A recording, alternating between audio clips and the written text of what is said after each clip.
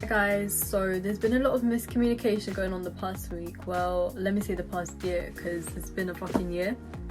So people have been lying on my name, saying, oh, Tanya's a liar, she never got raped, it never happened, she wanted it to happen. All these fucking stupid things you hear when someone gets raped. There's always going to be maneno that people will say about it. So I'm here to basically tell you guys, I've never fucking lied about being raped. It did happen, there's proof it happened, and y'all are fucking dumb for believing those rumours. There should only be one side to a rape story, and that is the victim side. Because why the fuck are you lot asking a rapist? What's your side of the story? No, bitch, no one wants to fucking know. You raped the girl, the guy, you did it. Halas, you fucking did it. This just comes to show like why people don't speak up about when they get raped. It's because people don't stand by them. You guys don't do it, and I'm so fucking embarrassed like to even call you lot my people. You guys don't stick up for no one. It's so fucking sad. Like, I expected way more from people anyways, but people don't speak up about it. You guys try to silence the victim. The fucking irony, you guys silence the fucking victim. Like, no, you can't speak about it. No, you lied about it. This and this didn't happen. They never did that. Why can't you guys just believe us? Rape is a thing, it's real, and it's very real, especially in a place like Mombasa. So anyways, back to my story. Mine happened last year, summertime in Coast. So I was about to leave the Coast, I was going back to London, everything was happy, da da da da. So one guy that I trusted, I took him as my fucking brother. So he messaged me, oh Tanya, VP boss, all that, you know, that fucking bullshit. Let's link, da da da, I haven't seen you in time and you're leaving. So I was like, Nini sawa. So the guy came, picked me up, he was with 2 other guys, we were just driving around. You know how Coast is, typical Mombasa lifestyle, all that crap. So we go to some house, and then he goes to me, oh Tanya, I'm coming back, I'm going to go somewhere quickly, I'll be 5 minutes. Obviously I'm gonna believe him, like this guy's never done anything bad to me, obviously. So I was like, sawa, you know what, go. So I sit there and I'm waiting for the guy to come back. So while I'm waiting for the guy to come back, 2 guys just pop out the house, and one of them goes to me, oh Shikamani, like, do you want to drink this water? I'm just thinking, should I take water from a stranger? And I'm like, you know what, let me just drink the water. At first I was hesitant, I was like, no, I can't drink it. Then I was like, it looks bad, like I'm not drinking water that someone's giving me. Like, I was overthinking about it anyways. Took the water and kakuno, I drank the water, and then everything was calm, like chilling. 6-7 minutes later, that's when I start to feel dizzy, like kichwa was just feeling so lightheaded. My head was pounding and I was zoning out. Do you know when you just start to zone out? That's what was happening to me, and that's when I thought, shit, like what the fuck's happening to me? So I wake up to niggas raping me. Like, I don't have any energy at all. Bear in mind, I'm screaming, oh let go of me, nantaka kwenda nyumbani, like let go of me, don't touch me, all this shit. I'm literally screaming off the top of my lungs. I was so disgusted, guys. It was so traumatizing to feel it, let alone seeing what's going on around. The feeling of someone forcefully doing something with your body that you do not want is disgusting. Not one guy, a few guys, a group of guys. Fucking disgusting. Chafu, fucking dirty bastards. Oof. Anyways, I was crying, I tried to run down the stairs. This nigga grabs me, he's like, oh, you're not going anywhere. Imagine, my guy goes to me, you're not going anywhere. So I wake up again. This time I'm in my bed in my home with a pool of blood. I fucking start to freak out because, bitch, it's a pool of blood. Like, what happened last night? Slowly I start to remember what happened. I look in my bag, I see a contraceptive pill. I'm like, okay, this fucking like, you guys had the audacity to rape me and then give me a fucking contraceptive. Like, yeah bitch, have that in the morning. Fucking dirty bastards. Mombasa niggas are pathetic. So anyways, I call up one of my close friends. She, like, basically the doctor came to my house, checked me up, and her face, she was mortified. The doctor was more mortified than I was, and she was like, you have an infection and you have internal bleeding. But like, thank God guys, I didn't have STDs or anything like that, alhamdulillah. So I literally took my medications. I was bleeding, I was in pain, I was going through all of this alone. Nobody stood by me, nobody, and I repeat, nobody stood by me.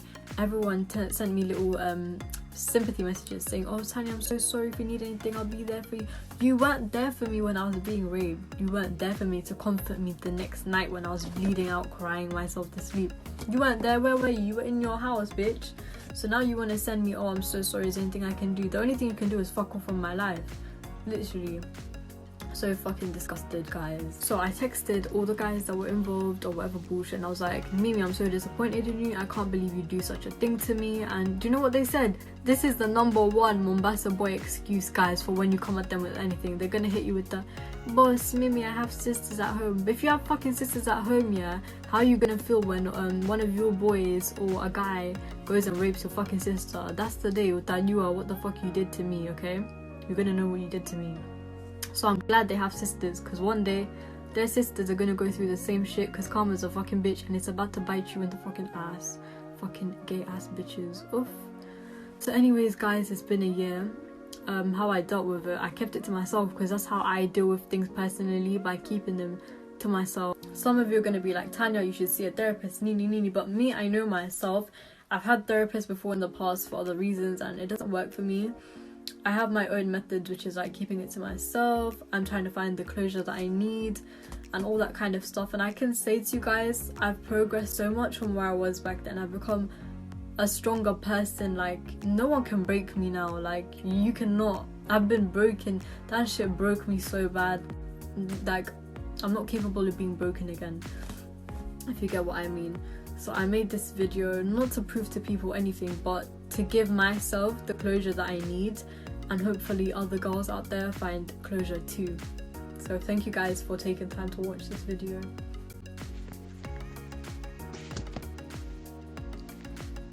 Halo, assalamu alaikum wazazi wenzangu. Mimi kwa jina ni Jamila, mamake Tanya. Last year nilikuja huko Kenya kumleta mwanangu aje asome huko. Alafu kwa bahati mbaya huyu grupu la Hassan Joho limekuja kumchukua Tanya nyumbani.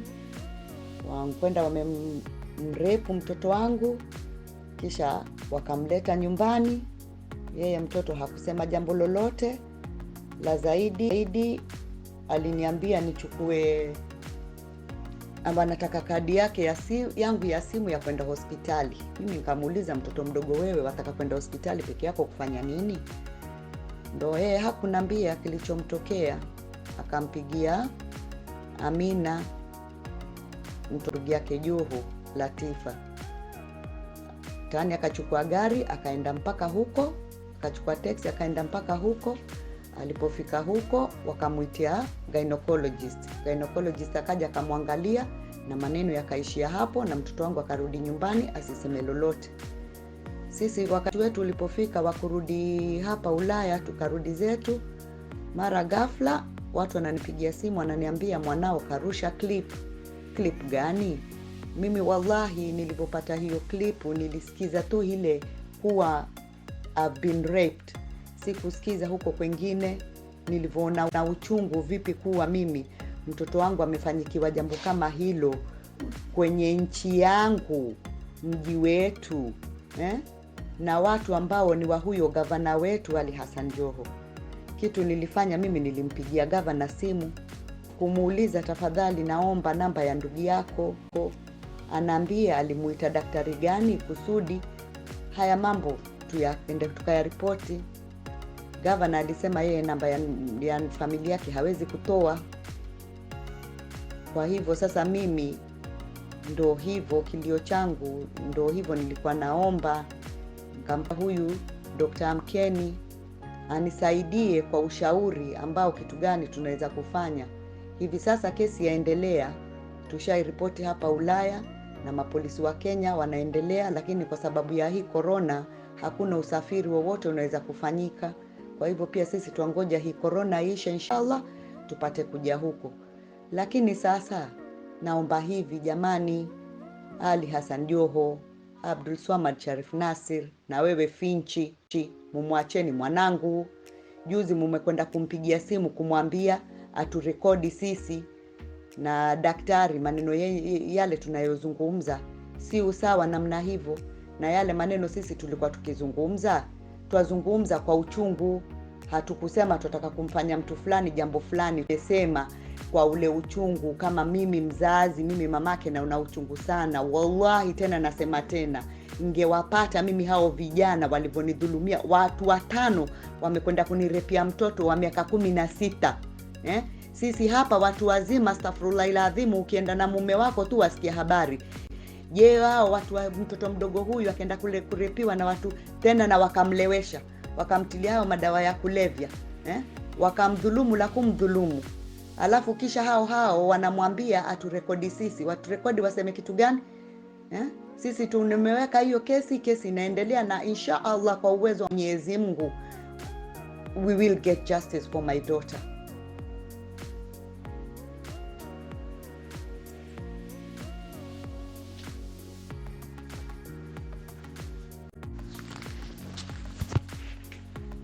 Bismillah, ndo nilikuwa nataka niulize huyo Hassan Ali Joho na huyo Abdulswamad Sharif Nassir, urafiki huo mko nao na mwanangu mtoto mdogo wa kike 16 years, mna urafiki wa Tania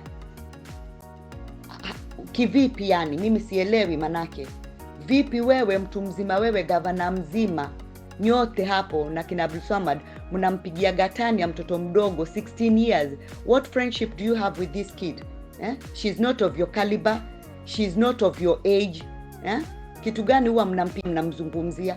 Mnakaa mkimwambia akienda polisi mambo yale yatakayozungumzwa huko awaambie. Why do you want to do that? Kitu gani ambacho mnataka hapo katikati? Mimi nina uchungu sana mimi, manake sasa hapa kunileta vurugano. Mzee hasemi na mwanawe kwa sababu ya hayo mambo mlomwambia amrekodi. Kwa sababu ya action zenu hivi mwanangu na babake wankosana. Mnaona raha gani? And then on top of that mnamwambia mtamkatia tikiti aje Kenya. Aje Kenya afanye nini ndo mummalize? Mbona hivyo alipokuwa huko Kenya mmemtilia madawa ya kulevya? Why you didn't protect her if you really care about her?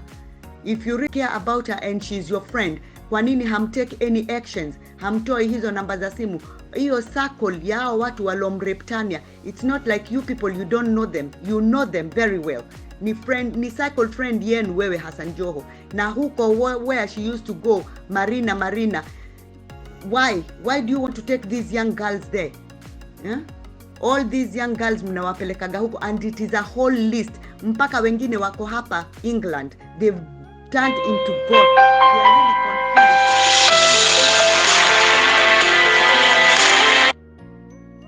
Sasa ndo nilikuwa nasema mumwacheni mwanangu, achaneni naye kabisa, kila mtu angalie shughuli zake. Nyinyi mna watu wa kwenu, sisi si. This kid, she's got nothing to do with you people. You are married people. Watu mna mashughuli zenu. Ni nini kila siku mnamtafuta mwanangu Tania?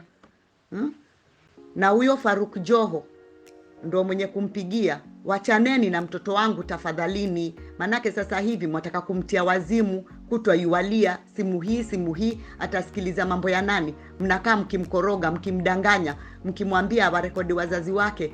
For what? Nyinyi ndo mtakuwa better parents than us after all what you have done to my child. This is not right. This is not ubinadamu. Kwa hivyo mwacheni na mtoto wangu, msimpigie tena simu. Na ni mtoto mdogo wa 16 years. Na nyinyi watu wazima wenyewe, mababa wazima, mkatafute rika lenu. You go and sit mabarazani na men age. Don't go sitting in hotels with young girls mkiwa pimp. It's not right. Wewe finji, wewe ndo mwenye kupimp watoto wa kike wewe kwanza. Jina lako liko everywhere. And inshallah one day Mungu ataleta justice for all of you who are doing all these bad things to people.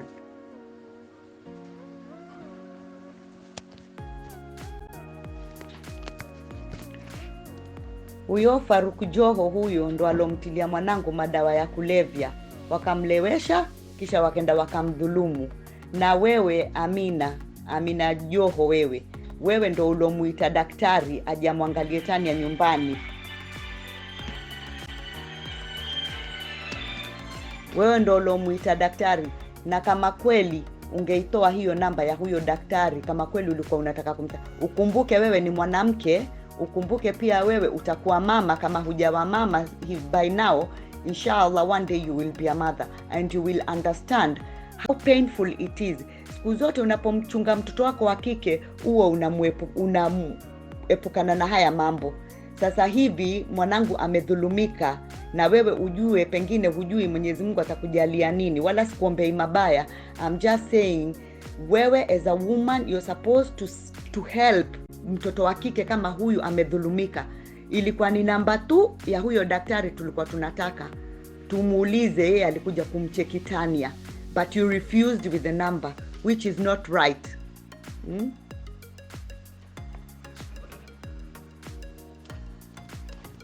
Na wewe pia Latifa, mtoto wangu ameletwa kwa nyumba yako. You should not be entertaining these things. Inaonekana this is what you people do. After this, hawa watu manake wakisha kufanya mambo mabaya, when these stories come to you, mnazizima. It is not right. You people, you better change. Amani wazazi wenzangu, tahadharini na watoto wenu. Hawa watu wote wanaojifanya ni watu wazuri huko Mombasa, most of them are not good people. So please, jitahadhareni. Mimi ashanifika, ndo nawaambia ya Rabbi, mjichunge sana. Mtoto wenu akitoka, make sure anajiangalia. Okay, ni hivyo sasa. Pia yeye Tani alifanya kupower drink, she didn't know, but I think every kid or everybody should be achunge asikunwe kitu from anybody. Imetufikisha hapo sasa. We've got no faith, we've got no trust with each other, which is very, very bad. These things should not be happening. We should have trust within the community. We should love each other. We should look after each other. Saa zile hawa watoto wa kiume wanakuja kumchukua mtoto wako wa kike, unachukulia ni ndugu yake. Manake sisi tunavua mkua, tunasema salamu alaikum brother, salamu alaikum sister, sote ni ndugu, tuangalianeni, tuchungane. Lakini inakuwa sasa wewe mtu utaniita brother, utaniita sister, kisha unidhulumu namna hivi. Si vizuri hivyo. Because when I trust a boy from a family, I expect that boy to look after a young girl or a girl, not to take advantage of the girls, to look after them, to keep an eye. Manake sasa wao washamfanya hivyo, who will marry her? Wao wavulana walomfanya hivyo wanaweza kwenda kumarry somebody mwenye amefanyiwa hivyo? So why do you want to do that to somebody? Wamemmaliza maisha yake yote, wametumaliza na sisi kabisa. Hatuna sura, hatuna lolote. Huyu mtoto, I don't know if she will recover, if she will ever trust anybody, or what is going to her life. I don't know what is going to happen. And on top of that, these people, they're still calling her and asking permission for what? Ali Hassan, Joho, Abdulswamad, Finch, please leave my child alone. You have done enough damage. Just leave us alone. If you can't help us, leave us. Inshallah, God is with us. And one day justice itapatikana. But don't add to it what you've already done. Please. Ngumza nina uchungu sana kama mzazi. What you did is really, really bad. Kuincite mtoto mdogo kufanya namna hivyo. Mnamkoroga akili. While your kids, you've put them in a safe place. Mnakaa mkichezea watoto wa watu. Aren't you ashamed? What do you talk about with a young girl or young girls? What do you talk about? They're still young girls. It's not like you sit and talk with them about business or hairdressing or fashion or what. What do you talk about with these kids? Leave these kids alone. You're supposed to be seeing these kids. Mnawaambia, what are you doing here? Go back home. Not calling them and telling that Finch to go and get girls and come and pimp them to you lot. It's not nice what you're doing.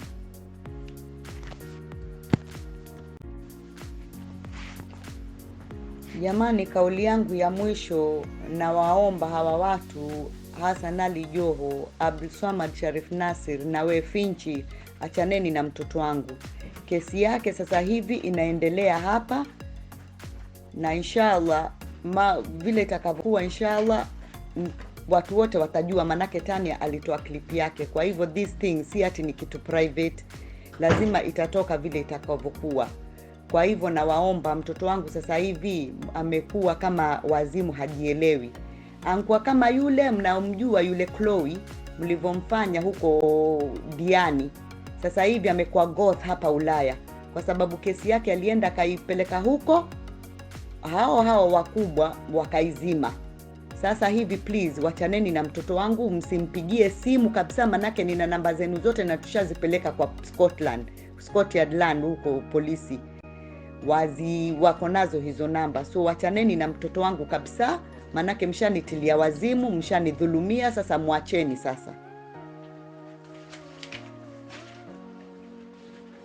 Mambo ya kumtishia maisha mtoto wangu, kumwambia ukisema kitu, ukisema ukweli mtammaliza, achaneni naye. Kila mtu anakufana zake na siku zake. Kwa hivyo muacheni mtoto wangu, hapo mlipofika is enough. Acheni sasa.